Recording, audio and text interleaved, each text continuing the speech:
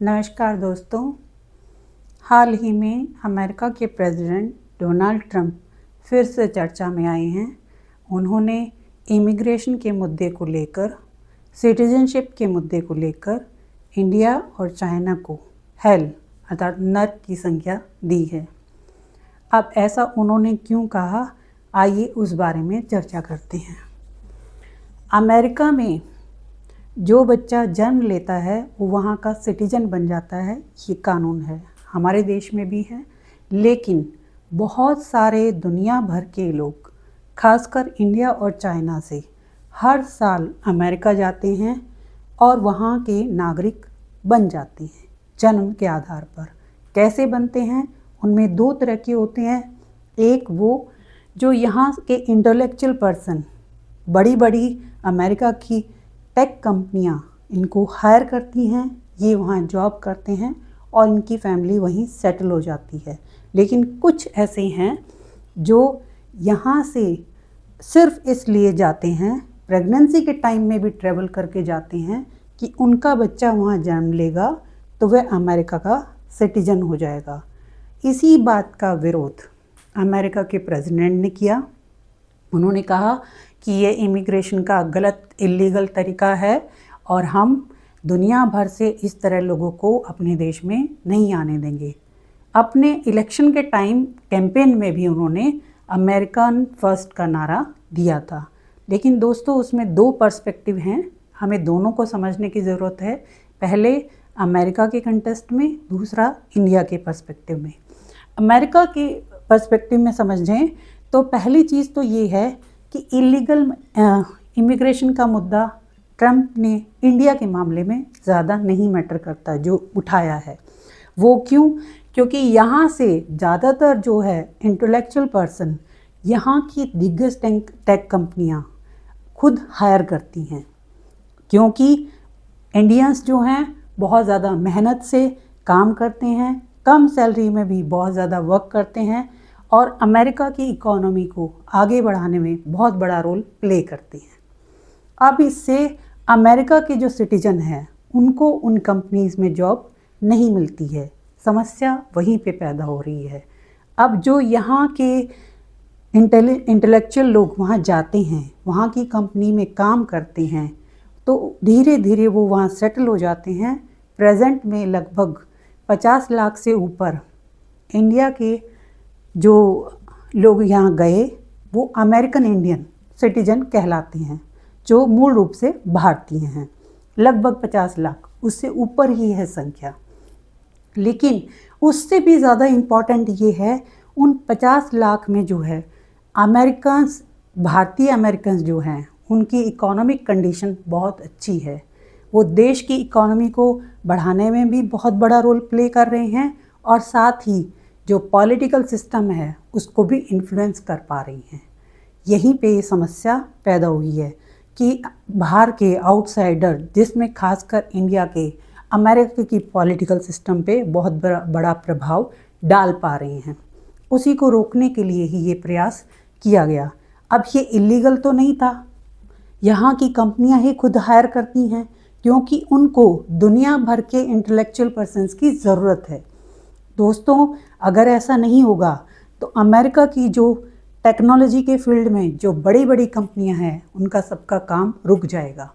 वो अपने फ़ायदे के लिए ही करते हैं, इसमें उनका ही सबसे ज़्यादा फ़ायदा है। इसीलिए वहाँ पर इस मुद्दे पर आपस में ही विरोध शुरू हो गया है, रिपब्लिकन्स और डेमोक्रेट्स में। और रिपब्लिकन्स जो हैं, जिनमें खासकर डोनाल्ड ट्रंप खुद इसका विरोध कर रहे हैं, तो डेमोक्रेट्स कहते हैं कि ये गलत है। हमारे कॉन्स्टिट्यूशन के अकॉर्डिंग, अर्थात अमेरिका के कॉन्स्टिट्यूशन के अकॉर्डिंग, जो अमेरिका में जन्म लेता है वह अमेरिका का सिटीजन कहलाएगा। इसीलिए ये मुद्दा अभी अमेरिका की सुप्रीम कोर्ट में चल रहा है। आगे क्या डिसीजन आता है उसका आगे चर्चा होगी। अब भारतीय जो हमारा नज़रिया है उस पर चर्चा करते हैं। हमने सुना तो हमें बड़ा बुरा लगा कि किसी देश का प्रेसिडेंट हमारे देश के बारे में इस तरह बोलता है कि हमारा देश नर्क जैसा है।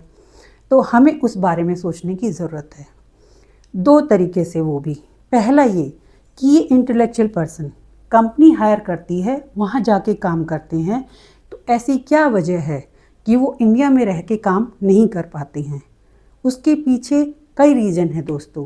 पहला ये कि इंडिया में इतनी बड़ी कंपनियां अभी वेल इस्टेब्लिश नहीं हैं जहां वो इन लोगों को अच्छी खासी सैलरी दे सकें, अच्छे पैकेज दे सकें, और साथ ही जब वो यहाँ सेटल हों तो उनको वो सुविधाएं मिल सकें जो वो चाहते हैं। साफ़ सुथरा एनवायरनमेंट हो, लॉ एंड ऑर्डर मेंटेन हो, हेल्थ और एजुकेशन के मामले में अच्छी फैसिलिटीज़ हों जो कि इंडिया में उनको नहीं मिलती, अमेरिका में मिलती है। इसीलिए वो अमेरिका जाते हैं और वहीं सेटल हो जाते हैं, वहाँ के नागरिक बन जाते हैं। तो हमें इस बारे में सोचने की ज़रूरत है। और दूसरा, ऐसा नहीं है, मैंने इंटेलेक्चुअल पर्सन की बात की, लेकिन दूसरा रीज़न ये भी है, आम आदमी भी ये सोचता है कि उसे मौका मिले तो वो इंडिया छोड़ के वहाँ चला जाए। तो ये सोच क्यों आई, हमें इसको जानने की ज़रूरत है। इस सोच में भी हमारे दो रीज़न हम सोचेंगे। पहला अपने पर्सनल लेवल पे, दूसरा गवर्नमेंट के लेवल पे।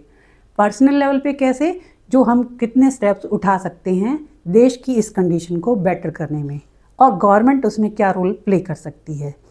अब जैसे दोस्तों हर चीज़ में, अभी जैसे मैंने आपसे बोला तो आप कहेंगे कि हम पर्सनल लेवल पे क्या कर सकते हैं, ये तो गवर्नमेंट का काम है। अब गवर्नमेंट बहुत सारे स्टेप्स उठाती भी है। पिछले 70 सालों में देश आज़ाद हुआ है, तब से लेकर आज हमारे देश की स्थिति पहले से बहुत बेहतर है। टेक्नोलॉजी में भी भारत, स्पेस के फील्ड में भी भारत, और डिफेंस के फील्ड में भी हर चीज़ में हम आगे बढ़ रही हैं। एजुकेशन और हेल्थ में भी, इस सेक्टर में भी हम आगे बढ़ रही हैं। इसका एग्जाम्पल आपको कोरोना के टाइम पे मिला होगा, जब भारत ने कोरोना डिजीज़ को कितनी अच्छी तरह उससे मुक्ति पाई और इतने बड़े लेवल पे जो नुकसान होना था उसको रोका। तो हेल्थ सेक्टर में भी भारत अब आगे धीरे धीरे बढ़ रहा है। अब ऐसे में पर्सनल लेवल पे हमें वर्क करने की क्या ज़रूरत है, जैसे कि पहले तो हमें सोच का नज़रिया बदलना होगा। हम अपने देश को लेके हमेशा खुद नेगेटिव होते रहते हैं कि हमारा देश तो बेकार है, हमारे देश में कुछ भी नहीं है, तो हम ऐसे देश में क्यों रहना चाहेंगे। हम अपने कल्चर की, अपने देश की रिस्पेक्ट नहीं करते, हम विदेशी कल्चर को ज़्यादा पसंद करते हैं। उस सोच को बदलने की बहुत ज़रूरत है, क्योंकि सोच बदलेगी तो हम उसी के अकॉर्डिंग काम करने लग जाते हैं। जैसा हम सोचते हैं वैसा ही हमें दुनिया दिखती है और उसी हिसाब से हम काम करते हैं। पहले तो हमें अपनी सोच को बदलना होगा। दूसरा, फिर हम अपने काम में, जैसे कि भारत सरकार ने स्वच्छता अभियान शुरू किया, बड़े लेवल पे काम शुरू हुआ, लेकिन पर्सनल लेवल पे आज भी हम लोग हाइजीन का ध्यान नहीं रखते हैं। कहीं भी घूमने जाते हैं टूरिस्ट प्लेस पे, वहाँ सब कूड़ा कचरा जो खाया गंदगी वहीं डाल दी। ये कौन कर रहा है? ये हम कर रहे हैं। ये हमारी गलती है। यहाँ पे तो गवर्नमेंट कुछ नहीं कर सकती, इसमें हमारी ड्यूटी बनती है। तो पर्सनल लेवल पे हाइजीन का ध्यान रखना, स्वच्छता का ध्यान रखना हमारी जिम्मेदारी है। ये स्वच्छ एनवायरनमेंट इनको अमेरिका में मिल रहा है, भारत में क्यों नहीं मिल सकता? वो, उसमें हमारा बहुत बड़ा रोल है, वो मिलना चाहिए। और हम लोग जो प्रकृति की पूजा करने वाले लोग हैं, आज हम उस नेचर से इतनी छेड़छाड़ करते हैं। प्रोग्रेस के लिए जितने हाईवे बने ठीक हैं, लेकिन उसके साथ साथ कितने पेड़ काटे गए। तो उसके बाद भी सरकार ने अभियान चलाया पेड़ों को लगाने का, लेकिन हमने पर्सनल लेवल पे कितना एफर्ट किया। हर साल जो पेड़ लगते भी हैं तो उसमें कितने सूख जाते हैं, आगे उनकी केयर नहीं होती, तो हम खुद भी उसमें ध्यान नहीं देते। हम मशीनी दुनिया में ज़्यादा इंटरेस्टेड रहते हैं, नेचर से हम खुद ही दूर होते जा रहे हैं। इसीलिए जब डिफॉरेस्टेशन ज़्यादा होगा, जब हाइजीन का ध्यान नहीं होगा, तो एनवायरनमेंट साफ़ सुथरा कैसे होगा और उसमें हम कैसे रहेंगे। जब एनवायरनमेंट साफ़ सुथरा नहीं होगा, पॉल्यूटेड वाटर होगा, पॉल्यूटेड एयर होगी, तो हेल्थ इशू तो आएंगे। बाकी और चीज़ें, लॉ एंड ऑर्डर की बात है, तो पर्सनल लेवल पे मैं पेरेंट्स को ये कहूँगी, आपके छोटे छोटे बच्चे जो फ़ोन में सोशल मीडिया पे वीडियो गेम देखते हैं, जो हिंसक प्रवृत्ति वाले प्रोग्राम देखते हैं, उनके अंदर बचपन से ही जो हिंसा की चीज़ें पैदा हो रही हैं, वो हमारे देश के लिए बहुत बड़ा खतरा है। हमारा युवक जो आगे इस देश को चलाएगा, वो इतना हिंसक क्यों होता जा रहा है? तो इस मामले में पेरेंट्स को भी बहुत अलर्ट होने की ज़रूरत है। ध्यान देने की ज़रूरत है। अगर वो छोटी छोटी जिद पे लड़ता है, मार पिटाई करता है, स्कूल में भी लड़ाइयाँ करता है, मार पिटाई इतने बड़े लेवल पे होती है कि किसी को भी वो कितनी भयानक चोट दे देता है, तो आप अभी उसको ऐसे ही समझा के या अपने मन में भी ये तसल्ली दे के छोड़ देते हैं कि अभी वो छोटा बच्चा है। लेकिन जो 10-12 साल का बच्चा ऐसे हिंसक कार्य कर रहा है और आप उसको सिर्फ ये कह के कि बच्चा है छोड़ देते हैं, वो गलत चीज़ है। आप सोशल मीडिया से अपने बच्चों को इन चीज़ों से दूर रखिए, उनको समझाइए, उनके रीज़न जानने की कोशिश करिए कि इतनी हिंसक प्रवृत्ति क्यों आ रही है, क्योंकि लॉ एंड ऑर्डर बनाने में ये बहुत बड़ा रोल प्ले करेगा। जब हमारा दिमाग शांत होगा और शांति से हम काम करेंगे तो इतनी समस्या नहीं होगी।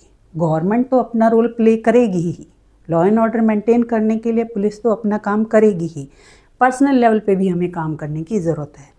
और गवर्नमेंट से ये होना चाहिए कि गवर्नमेंट जो अभी जैसे टर्की में भी हुआ, ऑस्ट्रेलिया में हुआ, यूरोप के कई कंट्रीज़ ने जो टीन एज के बच्चे हैं उनके लिए सोशल मीडिया को बैन कर दिया है। हमारे देश में भी ये बैन होना चाहिए। बच्चे, छोटे छोटे बच्चे जो सारा दिन फ़ोन में लगे रहते हैं, कितना कुछ उसके बारे में डाटा आता है कि उनकी हेल्थ ख़राब हो रही है, उनकी आंखों की रोशनी कमज़ोर हो रही है, उनकी अटेंशन पावर कम हो रही है, जिससे उनका पढ़ाई में मन नहीं लग रहा है, जो वॉयलेंस वाली चीज़ें उनके अंदर विचार भी ऐसे ही पैदा हो रहे हैं, इमोशनली उनको बहुत ज़्यादा इम्बैलेंस्ड कर रही हैं। तो ये सोशल मीडिया की जो भी ऐसी चीज़ें हैं, वीडियो गेम हो कुछ हो, गवर्नमेंट को इस पे रोक लगानी चाहिए और हमें खुद भी पर्सनल लेवल पे इस पे वर्क करना चाहिए। अब आप ये सोचते हैं कि इंडिया ऐसे कैसे प्रोग्रेस करेगा। मैं एग्ज़ाम्पल देती हूँ, चाइना।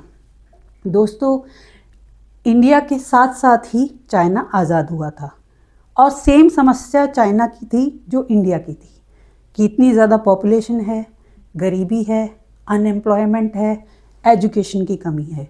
लेकिन आज देखिए डिफरेंस कितना बड़ा है।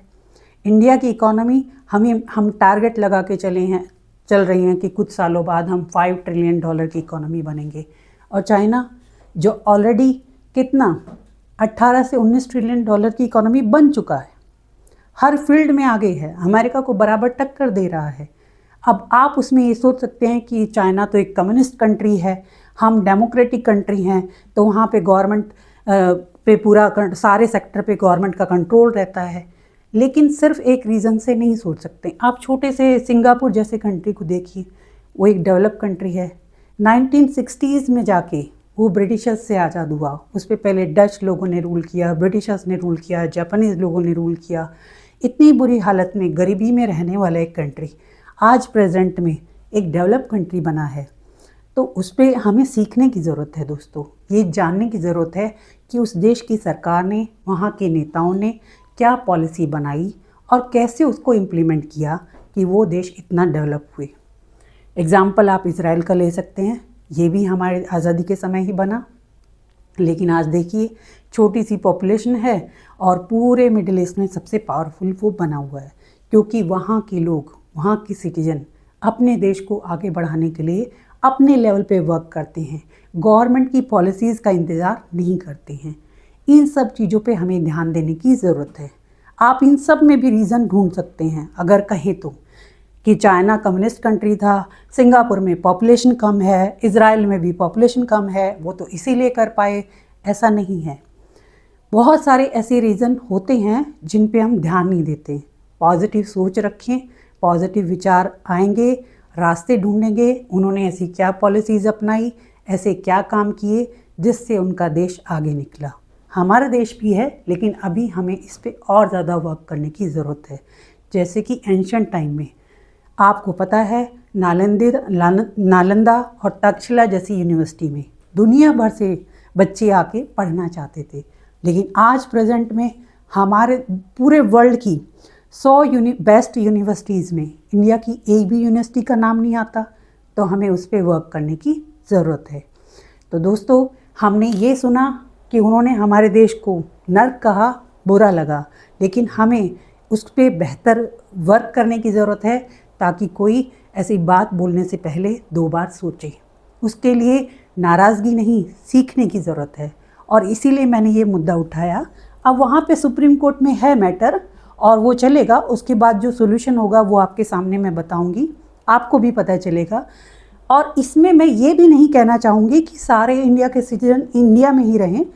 इधर से उधर जो जाते हैं इमिग्रेंट हो, उनमें जो है नॉलेज का ट्रांसफ़र होता है, आइडियोलॉजी का ट्रांसफ़र होता है, उससे फ़ायदा ही होता है। लेकिन डिपेंडेंसी कि सबको वहीं जाना है, अच्छी लाइफ वहीं मिल सकती है, इंडिया में अच्छी लाइफ नहीं है, ये सुधारने की ज़रूरत है, जिससे हमारा देश भी उतना ही अच्छा दिखे, उतना ही अमेरिका की तरह भरा पूरा साफ़ सुथरा हो, जिससे हम हमारे देश में भी और देशों से लोग आना चाहें कि हम इंडिया इतना सेफ़ कंट्री है, इतना साफ़ सुथरा कंट्री है, लॉ एंड ऑर्डर मेंटेन है, हम उस कंट्री में आना चाहेंगे। हाँ, अर्थात भारत जो सोने की चिड़िया रहा, उसको दोबारा से हमें सोने की चिड़िया बनाना है, एक शांति प्रिय देश बनाना है, और दुनिया को की नज़रों में सिर्फ बोलने के लिए नहीं, सच्चाई में धरातल पे उसको विश्व गुरु बनाने का प्रयास करना है। थैंक यू बच्चों।